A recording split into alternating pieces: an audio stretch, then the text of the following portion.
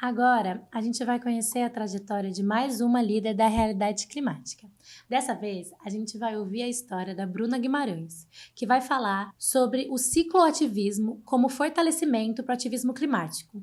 Como pedalar pode ser revolucionário para o indivíduo e as cidades, uma solução transformadora para a crise climática se potencializada pelo coletivo. A Bruna é graduada em Engenharia Ambiental pela UFMG, trabalha com sustentabilidade e mudança climática na empresa Wake Carbon. Ela é ativista pelo Youth Climate Leader, além de ser cicloativista pela BH em Ciclo, Associação de Ciclistas Urbanos de Belo Horizonte e pelo coletivo feminista Terça das Manas, e acredita na formação de redes e na construção coletiva para enfrentarmos a crise climática. Olá, meu nome é Bruna Guimarães, tenho 24 anos, sou de Belo Horizonte, Minas Gerais, e uma líder da realidade climática. Eu não me lembro muito bem qual foi a primeira vez que eu ouvi falar sobre mudança do clima. Talvez tenha sido algum documentário ou reportagem na televisão que mostrava geleiras derretendo, ursos polares, ou aquela figura emblemática do planeta Terra pegando fogo. Mesmo não tendo certeza de qual foi o momento que foi esse, mudança do clima sempre foi um tema bem distante para mim, até mesmo durante minha graduação de Engenharia Ambiental, em que eu pouco ouvi falar sobre ele. Bom, apesar disso, desse distanciamento do ambiente acadêmico, no meu último período da graduação, eu tive a oportunidade profissional de trabalhar com essa temática. Recebi uma proposta de atuar numa empresa de consultoria para a mudança do clima, então foi por uma questão de necessidade que tive que estudar mais sobre esse tema. E bom, cada vez mais que eu estudava, aquela imagem de geleiras derretendo, de ursos polares, se tornavam cada vez menos distantes. Eu percebi que a mudança do clima, apesar de ser um tema ambiental, o que para mim já bastava, também era um tema político, social e econômico. Falar sobre mudança do clima é falar sobre um sistema de vida hoje que é incoerente com o que o planeta Terra é capaz de nos oferecer. E que as principais pessoas que serão impactadas por isso serão exatamente aquelas que são menos responsáveis por esses impactos. São as minorias sociais, como mulheres, negros e os povos tradicionais. E bom, a partir desse entendimento da crise climática, da sua urgência e de como ela é uma potencializadora da desigualdade que vivemos, foi que eu percebi uma angústia muito grande, minha vontade de aplicar isso no meu dia a dia, de ser uma ativista climática e de engajar outras pessoas nessa luta. Mas esse caminho de ativismo climático nunca foi muito fácil. No início me vieram várias perguntas. O que eu poderia fazer? O que é minha responsabilidade? Qual é meu poder de ação? Eu lembro que no início tudo era muito angustiante, de entender como eu realmente poderia agir de fato. Mas foi no momento que eu percebi que tem outras pessoas lutando junto comigo que esse tema teve um caráter mais leve na minha vida. E o Climate teve um poder fundamental nisso. Saber que há milhares de pessoas no mundo, unidos, cada um na sua localidade, lutando contra a mudança climática, me faz ter forças todos os dias para enfrentar a dificuldade que é de mudar a realidade que vivemos. Para além disso, a pluralidade das lideranças da realidade climática também me fez perceber como é essencial a gente saber onde que a gente está atuando. Nessa de não deixar ninguém para trás, é essencial a gente saber exatamente onde a gente está pisando. Mas bom, antes de ser ativista climática, eu já era ciclista. Eu morava em uma outra cidade e para lidar com o dia a dia de faculdade, estágio de faculdade, eu precisava de adotar a bicicleta como meu meio de transporte. Quando a gente fala de ativismo, a gente fala sobre a defesa de uma luta. Bom, a bicicleta, mais uma vez, também veio por uma questão de necessidade. Eu sou apaixonada por Belo Horizonte, voltei a morar na cidade e eu não queria deixar esse hábito para trás. A bicicleta me fez sentir algo que acho que poucos meios de transporte conseguem fazer, especialmente para as mulheres. Ter a liberdade de ir e vir para onde eu quisesse e na hora que eu quisesse. E bom, eu enfrentei vários questionamentos nesse processo. Eu passei mais de 20 anos em Belo Horizonte, ouvindo falar como Belo Horizonte era uma cidade que não era receptiva para ciclistas. Como a quantidade de morros, a falta de educação no trânsito, o perigo, tornava realmente difícil ser uma cidade para pedalar. E foi aí que surgiu uma luz no meu caminho.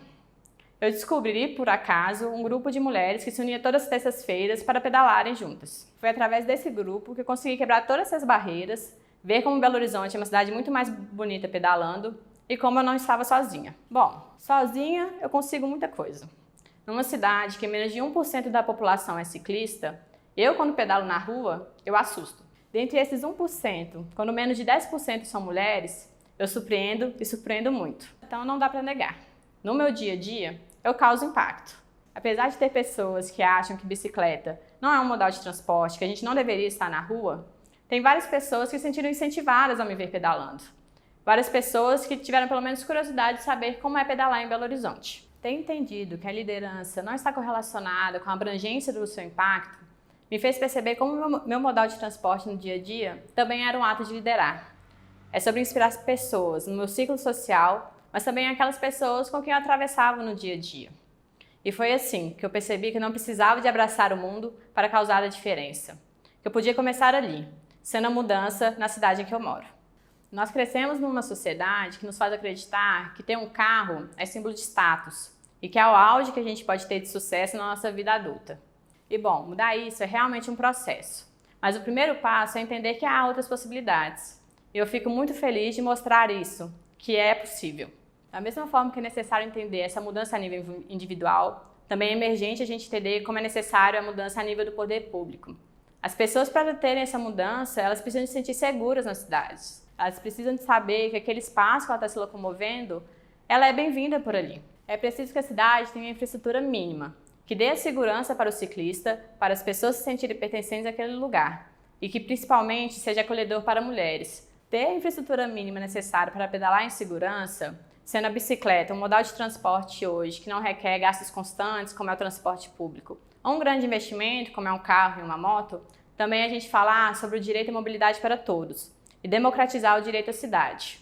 Dessa forma, eu senti que pedalar para mim já não era mais suficiente. Tendo todo esse entendimento, eu percebi que eu não queria só inspirar, eu queria transformar a cidade. Sendo assim, principalmente também com a oportunidade que eu tive junto ao Climate, eu percebi que trabalhar com coletivos era o caminho perfeito. Então, decidi me envolver com organizações que atuavam de modo a mobilizar a sociedade e o poder público para o incentivo do ciclismo em Belo Horizonte. Eu precisava que todos entendessem que a bicicleta é benéfica para o indivíduo, para a cidade e para o mundo. E que Belo Horizonte, uma cidade tão conhecida por sua receptividade, precisava também ser com os ciclistas.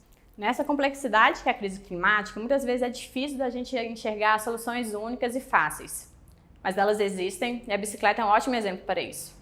Em Belo Horizonte, a sexta maior cidade do Brasil em termos de população, o principal responsável pelas emissões de gás de efeito estufa é o transporte. Sendo uma cidade com 1% de ciclistas, olha o potencial de redução que nós temos se Belo Horizonte se tornar uma cidade agradável para se pedalar. Assim, a mudança do clima que se iniciou na minha vida como uma oportunidade profissional e a bicicleta como uma urgência no meu dia a dia tiveram seus caminhos interligados. A bicicleta, apesar de já ser uma solução para a redução das emissões de gás de efeito estufa, também me mostrou como que a defesa pelo clima, apesar de ser algo a nível global, pode e deve ser construída localmente. E a vivência do ativismo climático me mostrou como apenas colocar o meu corpo no mundo em cima de uma bicicleta já era algo transformador. E ambos me mostraram como que soluções criadas coletivamente podem ser revolucionárias. Isso também fica evidente quando entendemos que mudança do clima e mobilidade também trata de temas políticos, econômicos e sociais. E também fala sobre a questão de atendimento aos direitos humanos e como eles hoje são diferentemente atendidos de acordo com a classe, a raça, o gênero e a orientação sexual do indivíduo. Mais do que uma luta pelo meio ambiente, é também uma luta por justiça. Apesar de ser uma em 7 bilhões de pessoas no mundo, eu carrego comigo uma vontade muito grande de deixar o planeta um pouquinho melhor quando eu cheguei. E toda vez que eu vejo isso em outra pessoa, essa vontade também fica mais forte. Um lugar que as pessoas se preocupem com a sociedade atual e com as gerações futuras, e se sintam pertencentes e responsáveis por aquele espaço. Quando tomamos algo como nosso, o cuidado é algo natural. Eu sei que o caminho para a mudança não é simples e também não é linear. Ele pode ser cheio de curvas, cheio de pedras, cheio de morros como as serras de Minas Gerais. Mas tem uma coisa que a bicicleta me ensinou, foi de que quanto mais morro eu subo, menos morro eu subo. E quando eu chego lá em cima, pode até ser suado, mas a felicidade dessa conquista faz cada pedalada valer muito a pena. Obrigada!